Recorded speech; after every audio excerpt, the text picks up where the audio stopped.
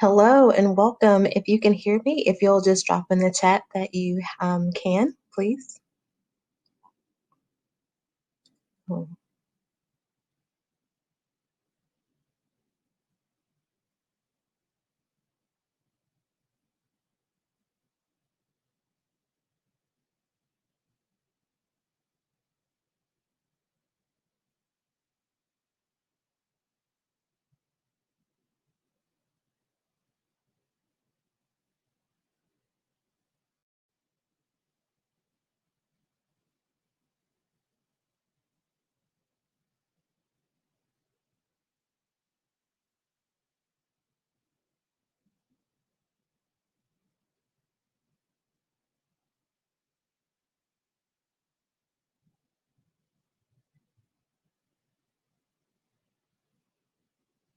Hello, welcome.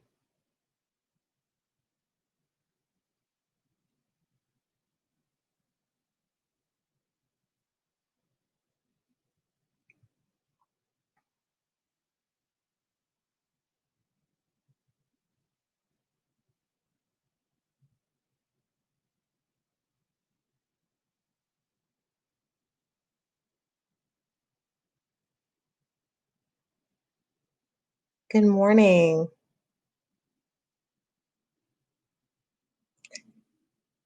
If you'll just let me know that you're able to hear me, we'll get started in just a few minutes, giving everyone time to transition.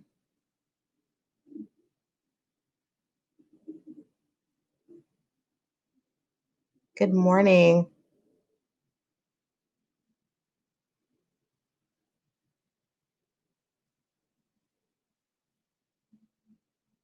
Thank you, Michael. I appreciate you letting me know you can hear me. That's helpful. We'll give another minute or so for others to join us, and then we'll get started. Thank you so much for your time and for joining me this morning.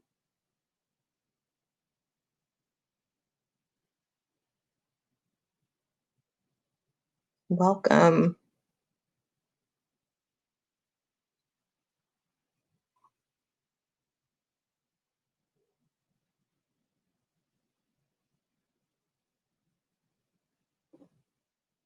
Welcome.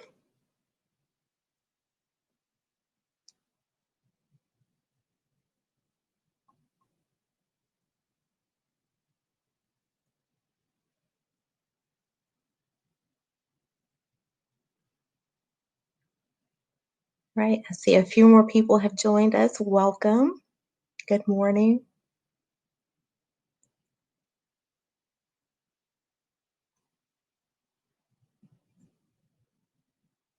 Good morning, who have just joined us. Good morning.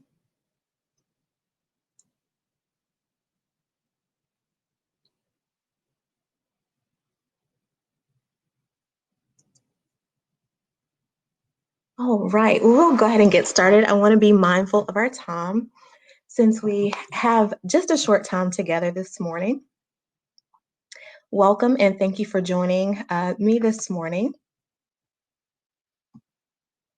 I am excited to be with you. My name is Charnequa Kennedy. I serve as director of the TSU Counseling Center. And this morning, I want to spend a few moments for our time together talking about what is your leadership EQ. As we begin this morning, what I want to start off with, if you will join with me in a mindful practice that helps to recognize and develop EQ in leaders. When we think of mindful practice for developing EQ, what comes to mind is that effective leaders are able to demonstrate EQ as they connect with others and lead and guide their organizations in a shared vision to accomplish a task or to affect change. So what I'd like for you to do is just to take a few moments, if you will sit comfortably in the space where you are, and as you feel comfortable, begin to close your eyes. As you have your eyes closed, if you will begin to notice the sensations of your breath as you inhale and exhale. Again, pay attention to the sensations of your breath as you inhale and exhale. Allow your mind to let go of any distractions that may be coming at this time. When you're ready, what I'd like you to do is to bring to mind a person you believe embodies leadership excellence. This could be someone you know personally or a leader you have read about.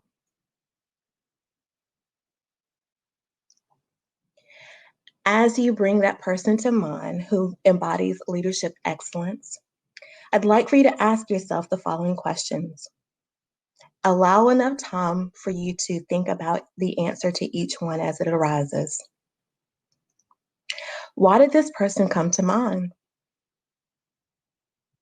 What is it about this person's leadership that makes you think of them as someone who leads with excellence?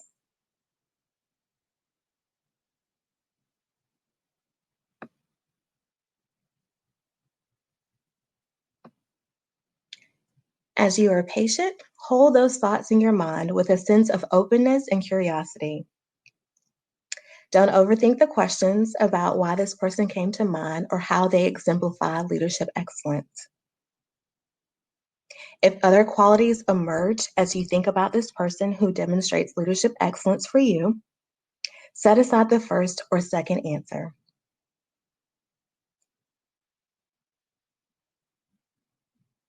You may begin to open your eyes. And as you do so, you may find it helpful to write down some of the thoughts or to note some of the thoughts that came to mind as you think about this person who demonstrates leadership excellence and why they came to mind. Think about what you actually came up with. As the responses of how this person exemplifies leadership excellence, you may have noticed some things like this person is respectful. They may be an open thinker. You may think of this person as compassionate, someone who is able to communicate a clear vision, someone who's able to inspire, as well as someone you identify as a great listener, someone who is patient with themselves and with others, someone who is intentional about being collaborative, someone who is kind.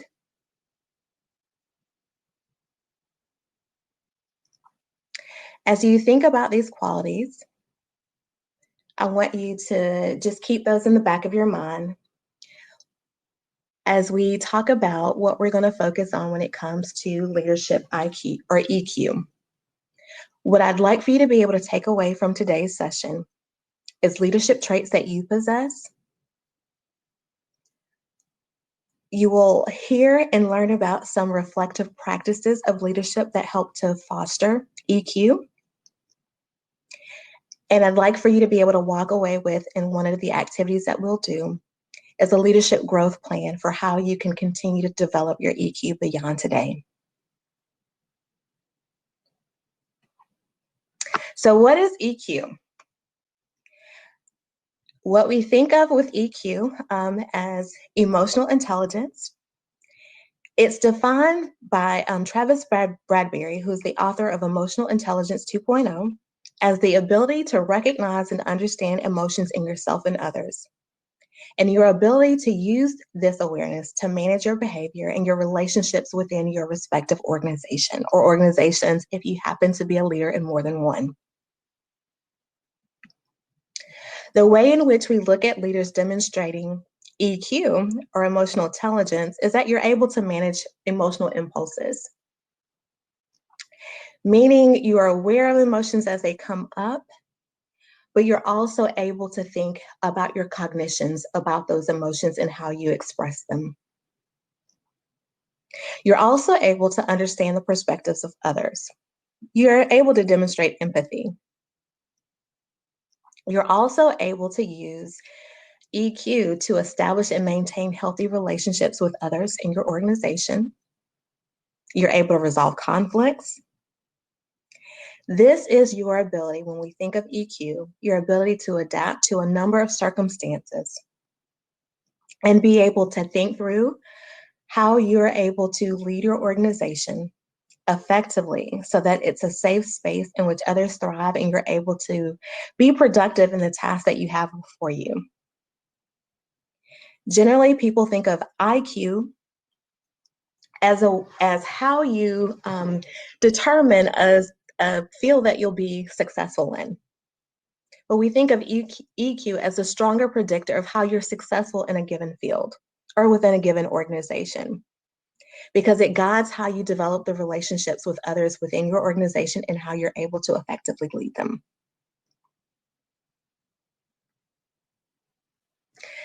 So leadership in practice, when you're demonstrating EQ or emotional intelligence, is that you're able to communicate well with others. And this is both verbally and in written form. You relate well to others. You're effectively able to deal with any challenges that come up within your organization. You're also able to identify a broader vision and goals for your organization and follow through with accomplishing them by getting others to work alongside with you. We think of leaders who demonstrate EQ as being self-aware, having social awareness of what's happening around them, being able to, again, manage their emotions and demonstrate social skills that aid them in influencing others and managing others' emotions. The practice of developing a presence when you reflect EQ as a leader involves you being mindful, which is part of the reason that we did that first exercise or activity, was to be in the mindset of what a mindful practice looks like in helping you to develop and cultivate your EQ.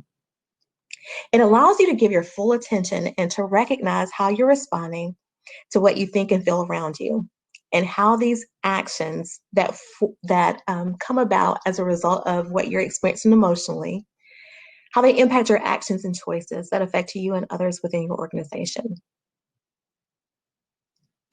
EQ leaders are able to develop collective goals for the organization, instill appreciation for tasks and activities that are a part of what your organization is doing. You're able to foster confidence in yourself and in others within your organization. You're able to have others work cooperatively and build trust in you as the leader of your organization. You're able to adapt your decision-making so that it's what's best for the organization as a whole. and you're able to help others connect to the overarching goals of your organization so that they have a sense of belonging. They identify why they're a part of the organization as you've set the tone based on your leadership. So when we look at leadership and practice and all of these things that come along with a leader that demonstrates EQ, there is a reflective practice or reflective practices that we'll talk about, one of which I'll guide you through together.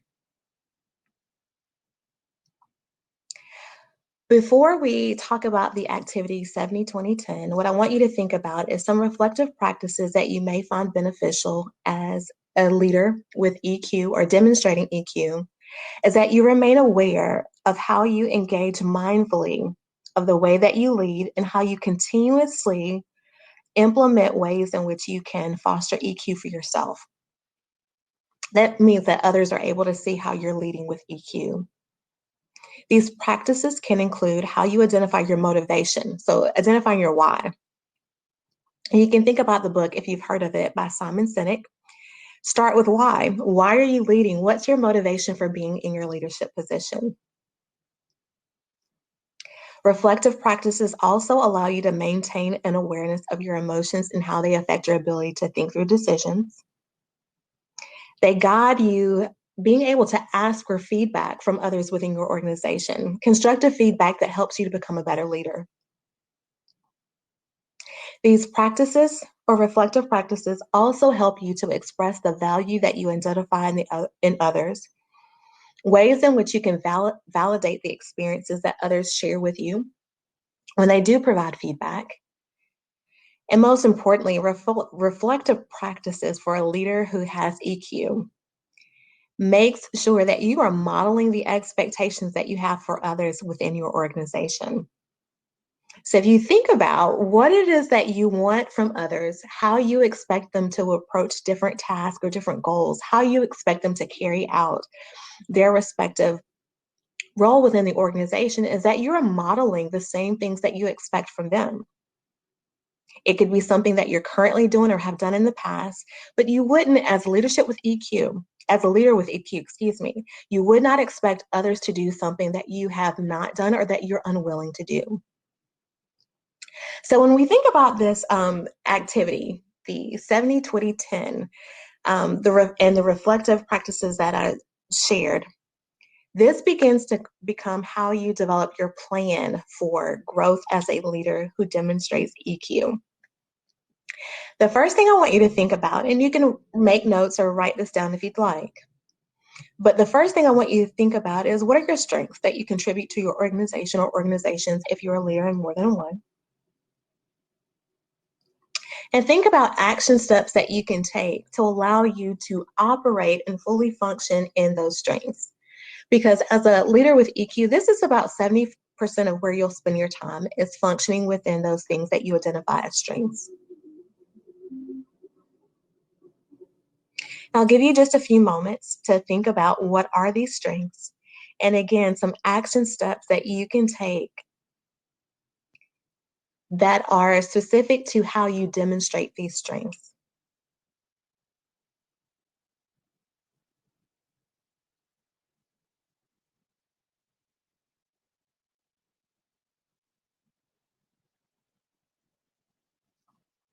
All right. So now that you've had a chance to think about your strengths and how they benefit your organization, again, this is where you spend about 70% of your time. I'd like to move forward with 20 and what that means. So when we think about areas that you'd like to improve, these are things that potentially can become strengths, but maybe there's some more growth opportunity that you have to foster these areas that you identify as improvement or areas that you'd like to improve.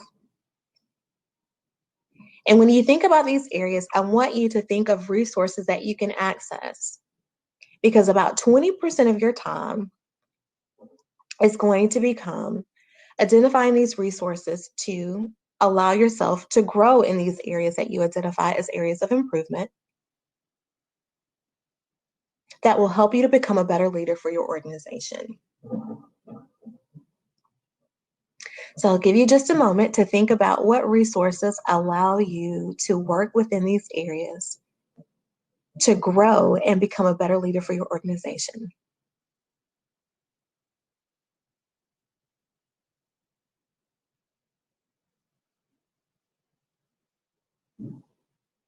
Again, keep in mind 70% of your time will be spent operating or fully functioning in your strengths. 20% will become focused on, 20% of your time will be focused on those areas that you identify as growth or improvement opportunities and resources that you can access that allow you to do that.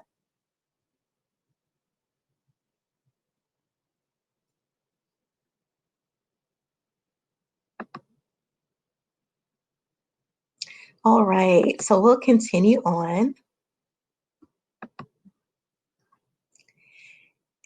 into the last part of this activity, which is the 10. So we've talked about 70 being your strengths, 70% of the time where you'll spend your time focused, 20 being 20% of the time focused on areas that you identify as areas of growth and improvement, and 10.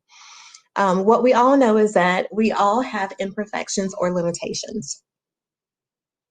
And when you can recognize that what are limitations for you, others within your organization, whether they're others who are co-leading with you as a part of your executive board, or others within your organization who may not have a leadership title, but they demonstrate these areas of strength that you recognize are limitations for you. And what you want to do is strategically identify how you can cultivate these strengths in others, meaning you look for opportunities in which they can function in that area of strength that's a limitation for you to benefit the organization. Whether that's a direct task, whether it is overseeing an activity or an event, or whether it's another role in which you recognize that these strengths are connected to you through others, because you want to be able to encourage these strengths in others that you recognize are limitations for you. And this is where you as a leader will spend about 10% of your time. And if you have the gist of the activity, there's certainly an opportunity for you to go back and go in more depth in how you identify your strengths, to spend 70% of your time, the 20% for how you'll spend those in cultivating those areas of growth or improvement, and the 10% where you recognize these strengths in others that you are surrounding yourself with within your organization, and encourage them to fully function in those strengths that you identify or recognize and that they have been able to demonstrate. So what I'd like to move forward to, if it's okay with everyone, is how we lead, particularly with EQ in difficult or stressful times. And you may think about things that we're experiencing now with social unrest, with things that that are different for us, even in the restrictions that we have in place with COVID-19 or the coronavirus. And so when we begin to think about what leading with EQ looks like in difficult or stressful times, what you can first do as a leader with EQ is to check in with yourself and be very clear about how you're responding to what's happening first before you do anything else. It is very much the consistent thought of when you're on a plane and you hear the flight attendant tell you to put on the safety message is that you put on your oxygen mask first. So when there's a stressful or difficult circumstance for your organization, you first want to check in with how you're managing that first.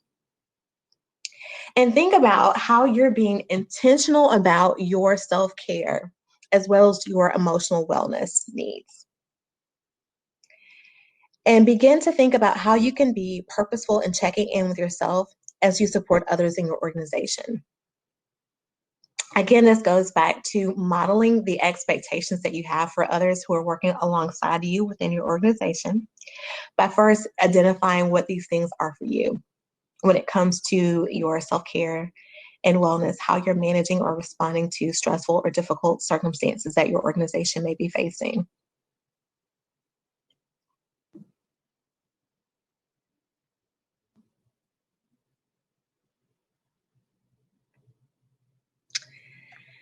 Next, we think about how you check in with other members and leaders who are working alongside you within your organization. Because one of the things you keep in mind that you'll need to keep in mind as a student leader is that your communication flows in different ways. It flows downward for those who are within your organization. There's a lateral component of your communication with others who may be a part of your e-board or other officers within your organization. And then parts of your communication flow upward to those who are above you in a leadership position. And so what you want to be able to do is think about the different directions that your communication flows and how you can check in with others to identify how they're functioning during this time or during stressful or difficult times for your organization. And as a leader with EQ, you are able to express genuine concern for their well-being. You actually take time to understand that even though you may be in a similar situation or experiencing the same difficult or stressful situation as it confronts your organization, is that the way that you respond to it will be different because each person has a different level of what we refer to as stress tolerance, how you respond to different circumstances. Or when things become more distressing, each person will respond to that a little bit differently. But as a leader with EQ, you're mindful of that. There's no judgment. There's no right or wrong with the way in which other people may respond, but you're able to recognize that their response is different from yours and how you can support them. So you essentially are encouraging them to be intentional about their self-care and wellness needs as you have first checked in with yourself and then had an opportunity to check in with them. Again, keeping in mind how you model behaviors that you're expecting from others when it comes to being able to continue in a difficult or stressful situation. And the last thing that you want to be able to do is identify, as a leader with EQ, what needs to be managed in the moment. Is it something that you call your organization together to address and quickly delegate tasks? Or is there something specific that you identify that you need your organization or members within your organization to do that are in that moment? And what are some things that you actually may need to identify within your leadership role that will help you have a forward-looking perspective, meaning that if this is a situation that's likely to occur again, or if you recognize that what has come about with a difficult, stressful situation, is there things that your organization could be doing better overall? And so forward looking means that you think about, okay, long term, what is it that we need to do differently as an organization that will address future issues that may come up?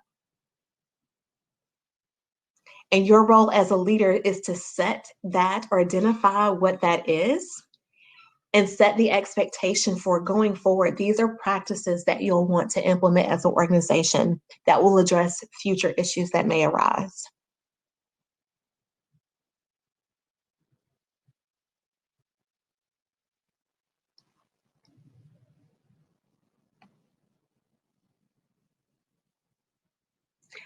One of the things I want to leave with you is this quote. Before we go to a question and answer period, is I want to leave with you this quote. Anybody can become angry. That is easy. But being angry with the right person at the right time or with the right degree of anger for the right purpose and in the right way, that is not within everybody's power and it's not easy to do. As you think about being a leader with EQ, you recognize anger. It can be a natural emotion as well as frustration and many other things that you may experience as a leader. But what's important is the way that you communicate that feeling or that emotion to others, that you're able to manage that emotion in a way that you can clearly communicate what it is that you're expecting others to do. as the leader within your organization. You're able to continue to think about how you can resolve a conflict that has arisen. The nature of human relationships is that at some point, conflict, which is just two opposing sides, not a right or wrong necessarily, will come up. And so as a leader with EQ, you not only recognize what that emotion is, you're aware of it, you're attuned to it, and how what you decide to do, decisions that you make and how you manage that emotion affects others around you. You're able to stay in control of that emotion in a way that allows you and the others within your organization to effectively approach whatever the challenge is and continue to move forward.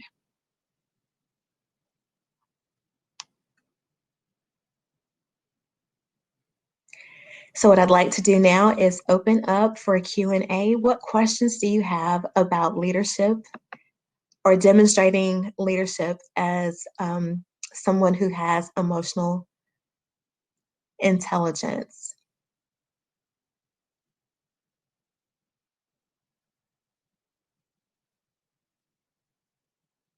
Any questions that you have about a leader with EQ, what it means for you, how you can develop it, how you can cultivate this within others?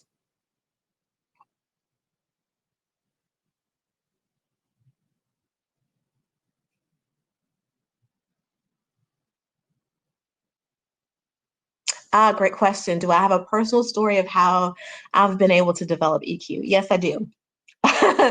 I will say that a more recent example would be when we encountered this shift to the campus closing in March because of the coronavirus. In the moment that we found out that our services would need to be remote, telehealth services was not something that we broadly did. It was on an as needed basis for specific individuals. But in the moment, what I recognized as being able to manage was figuring out what resources we had available and how we could actually put a policy in place around our telehealth services. The leading part of that was to recognize that I saw within my staff different things that were arising, anxiety being one, as well as questioning how are we going to be able to do this when we haven't done it on a broader scale. And so as a leader, I had to check in with myself first and be aware of how I was responding and how I was communicating my response to my staff in a way that allowed them to know that, one, we were going to be okay. We were going to have a protocol in place that allowed us to provide telehealth services within just a short time, and that they were going to have everything that they needed, including the training, to be able to effectively deliver telehealth services within a short time frame. The forward-thinking piece was how we could continue to provide telehealth services longer term, as this was something that was very helpful and would need to be something that we did ongoing. So a comment, I feel like having boundaries within leadership is extremely important. Yes, it is. How do I stay firm in my boundaries with appeasing multiple parties and working relationships amongst your organization? So I will say boundaries become something very important as a leader, yes, but you first must recognize personally what you identify as boundaries.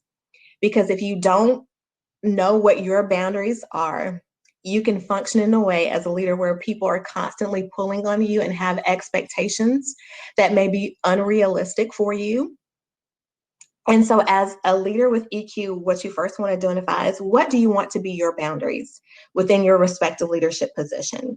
And how can you communicate what your boundaries are in a way that allows others to share with you as well what their boundaries are? Because if you're in, let's say, the top leadership position within your organization, your boundaries may be different than other leaders who are part of your executive board, or someone who doesn't have a leadership position, but they are very much a key and instrumental part as a member of your organization.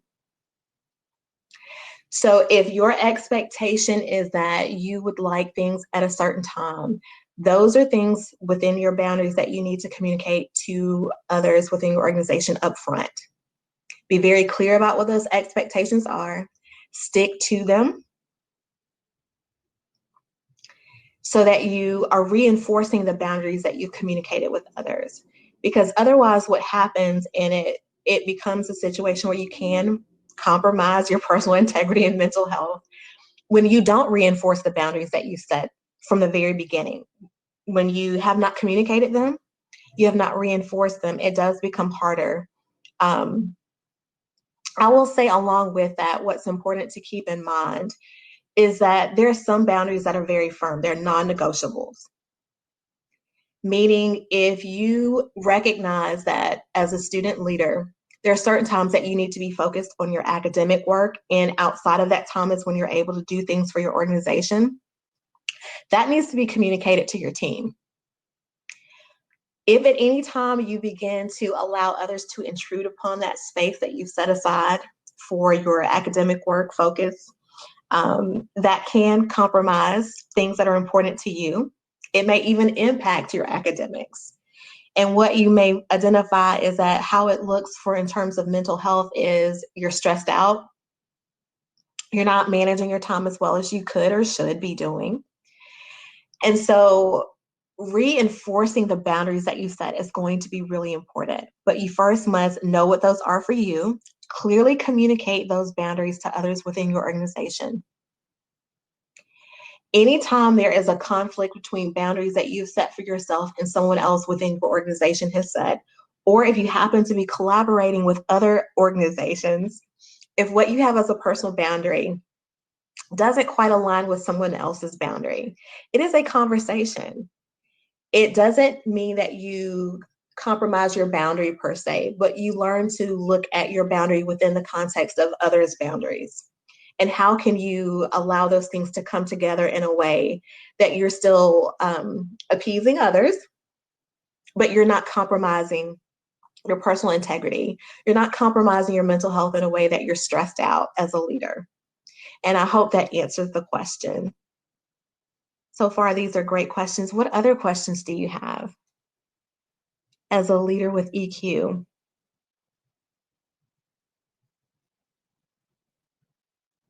I will say it's an ongoing practice. It doesn't happen overnight. And it does become, as we talked about briefly, the reflective practice is going back over and over and making sure that you're continuing to do the things that allow you to have and demonstrate EQ and foster that in others within your organization as well.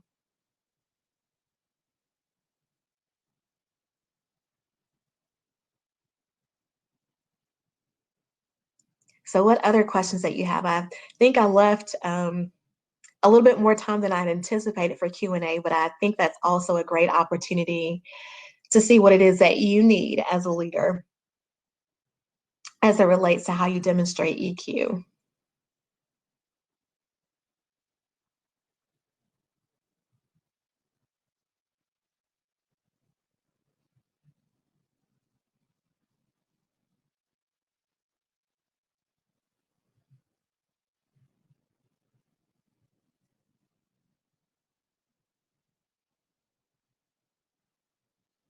Does anyone have a question specific to something that maybe you've encountered and you are wondering how you managed it and still demonstrated EQ within your organization? Or can you think of something that you anticipate that may come up when it comes to boundaries with others or how you can support them? Absolutely, being able to understand the people you work with. You can recognize their strengths. You can also recognize their limitations, and your expectations will be different by person because you understand who they are and how they function. And so your expectations for them are realistic based on what you recognize as strengths for them as well as their limitations. And it also helps you to build EQ for them so they understand those things for themselves. And you're able to work around things that if you recognize that you have an expectation for someone that is actually aligned with a limitation, you begin to adjust that expectation for that person because that allows you to demonstrate a level of empathy and compassion for them. So you show EQ, and you also find a way to develop EQ within members of your organization in a way where they recognize for themselves things that they do well, things that they do well, things that they would like to improve upon, and what things they may have as limitations for themselves as well. So yes, definitely understanding the people you work with is essential. And the more that you're attuned to yourself as a leader with EQ, the more you're able to do that for the other people that you're working with.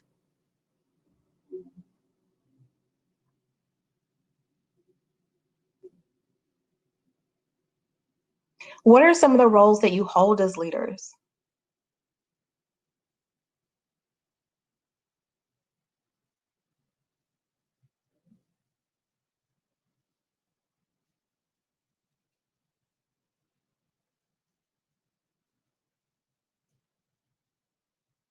Or does anyone hold multiple roles that may look different in terms of how you demonstrate EQ as a leader? Okay, as a chair, if you're chair for multiple organizations, what you do for one may look very different from another organization, but I'm wondering how you can think about managing that, given that you'll have to adapt some things about your leadership based on who's a member of each organization, because if they're going to function differently in the way that you demonstrate your leadership, EQ is going to have to adapt and be flexible to those different organizations, even if it's the same position in those organizations. Are there things that you anticipate coming up for you in that position as chair? Yes. Okay. So the weight carried is going to differ, yeah, because of the different sizes of organizations, different members. Okay. So I also see that as secretary, you're finding yourself doing other position duties. And is that by choice? Is that by delegation? What does that look like?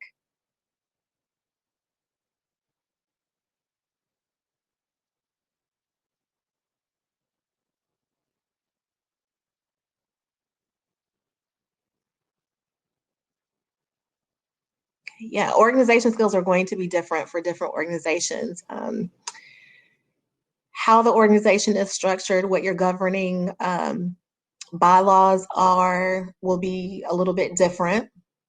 But some consistent things that you'll want to do is, again, be able to check in with yourself, being able to establish what your communication looks like. And it'll vary by organization, but being very clear about how you communicate, how you relate to others within those different organizations.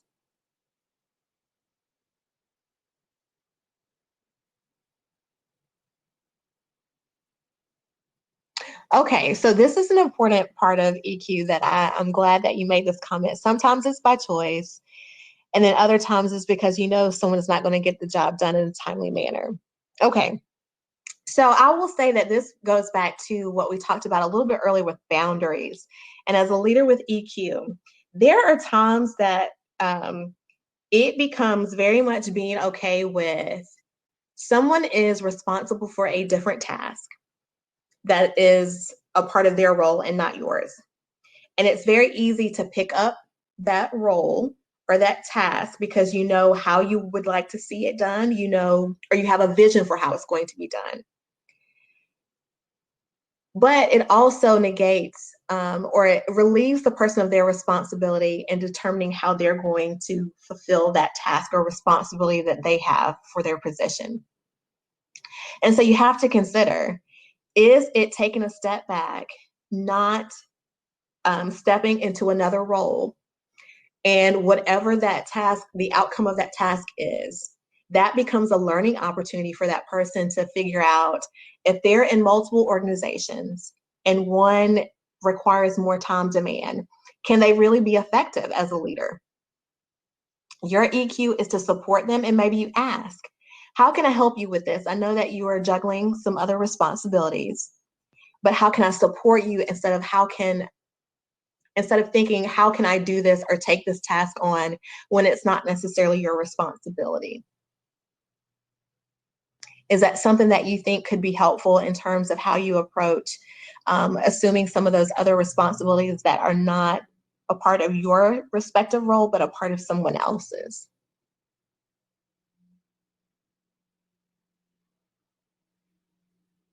And I think that goes along with the comment too of being mindful that peers will function at different levels. And instead of overextending yourself, identifying how you can support others without taking on their responsibilities. Because if they've taken on a leadership role, you want them to be able to function in that respective role. Yeah, it does become frustrating. Absolutely. It can be very frustrating to take on a role or a task that's not yours. And the response may not be pleasant. It may not be something that's helpful, but it definitely is an appropriate emotion to have in the moment.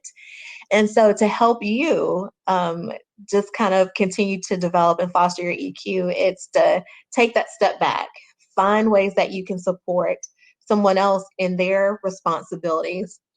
And again, being mindful, checking in with yourself consistently and being reflective on how you're managing your emotions, being aware of when you do become overextended, when you become frustrated or stressed, so that the way in which you communicate those emotions allows you to take ownership of what you're feeling, but also be able to let others know what would make that situation better for you in terms of them fulfilling the responsibilities they have.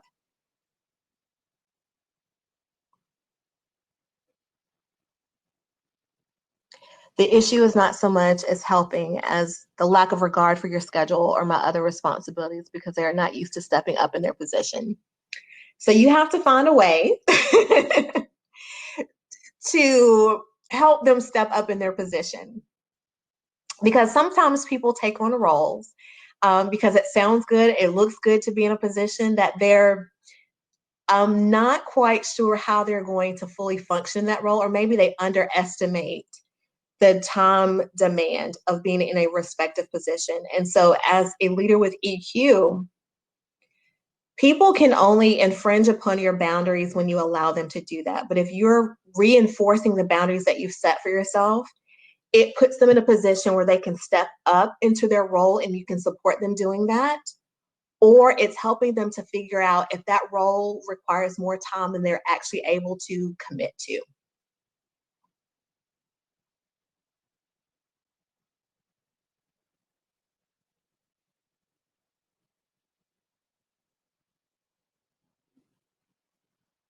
These are some great comments, some great thoughts about what you're experiencing, and hopefully there have been some things shared that you can take away and be reflective about how you're currently functioning, and then look at some changes that may be helpful to you to make as you continue to lead and lead with EQ. What other comments or questions do you have in the last few minutes that we have?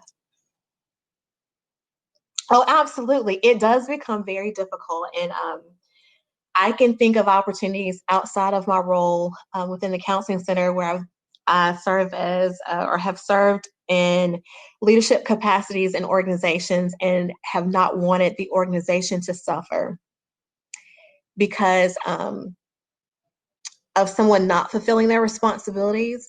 But it also became a realization of, again, when you are a leader with EQ, sometimes you're able to sit down and have an open and honest conversation with someone. If there are aspects of their role or responsibility that they are not able to fulfill, or it because it's a limitation, it's not an area of strength for them. It's identifying how you can maybe even pull in members of the organization to support them in that. That doesn't just fall on you as the head of an organization. Otherwise, it will wear on you. You will become frustrated and overwhelmed and find yourself working harder when you are taking on tasks for someone else. But it really is, again, having an open and honest conversation about how they see themselves functioning in their position what things they may need in terms of resources, support from you or support from other members of the organization. And for some people, it becomes a realization that they've stepped into a role that they're not ready for, or they're not willing to put in the work that is actually required. I think an expectation, or what has become what most people see within the organizations, is no matter the size of the organization, you generally will have about 20% of your membership, including your leaders, who are actually doing the work. And the smaller the organization, the more challenging that becomes. But it's very difficult, even within larger organizations, is that you have a core group that are consistently doing the work. And so there's no one solution to how you encourage others to become an active part of doing the work. But you do spend some time as a leader with EQ and getting to know the people that you're working alongside, to encourage them to function in areas that you identify as strengths for them, and they identify as strengths for themselves. And sometimes that's having a conversation where you ask them, where do you feel successful? What things are helpful to you in terms of knowing how you contribute as a member of this organization? It doesn't always mean that you'll get the result that you're expecting, but you're consistently making an effort to do it as a leader with EQ.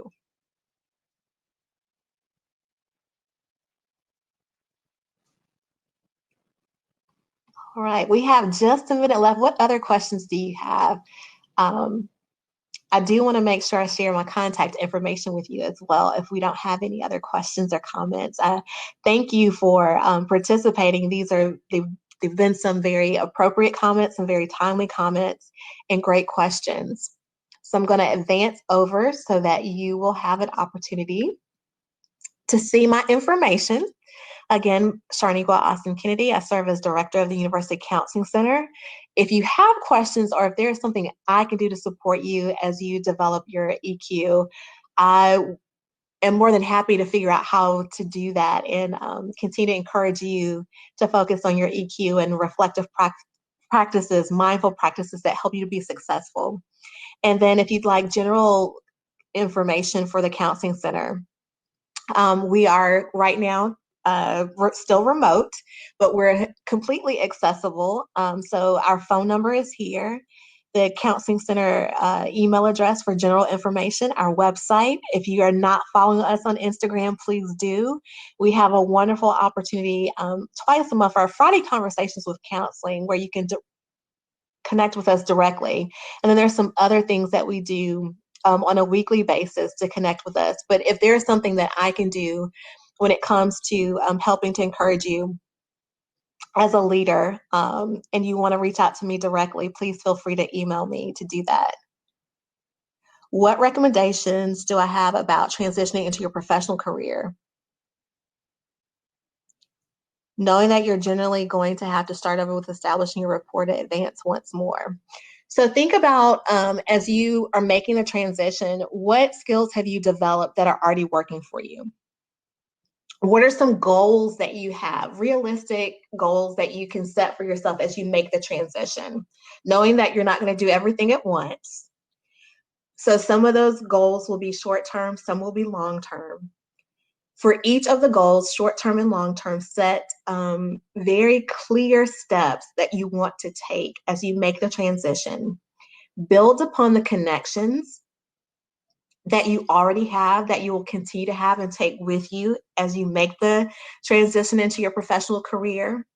And if you can, if you don't already have a mentor that helps you to carry out the plan, who can help encourage you to continue identifying what your motivation is as you make that transition and still want to lead.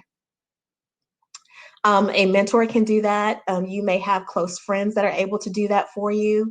You can also identify, if you have a personal mentor, is there a professional mentor that can also be a part of how you develop your plan going forward and making the transition. Most important thing I would say is to have very clear goals, realistic, both short-term and long-term components, very specific steps that you can take, and be open to modifying your plan in that transition, because things do not always go as you plan them out, but be open to knowing that there's more than one way to accomplish a goal.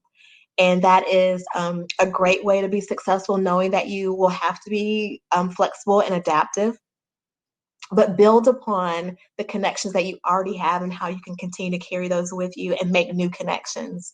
Some people will use networking. That to me has a less personal feel to it, as opposed to when you really connect with people, you get to know them. There is a mutual benefit to the relationship that you establish with people when you're connected to them. And that can extend both personally and professionally as you make the transition into your professional career. Hope that's helpful to you.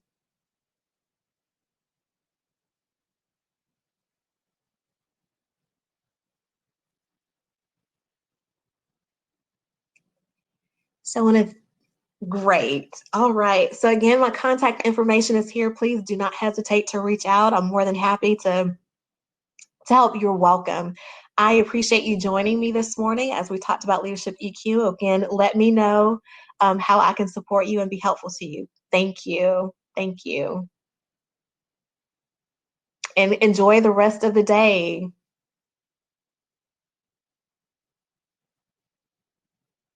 You're welcome. Thank you as well for joining me this morning.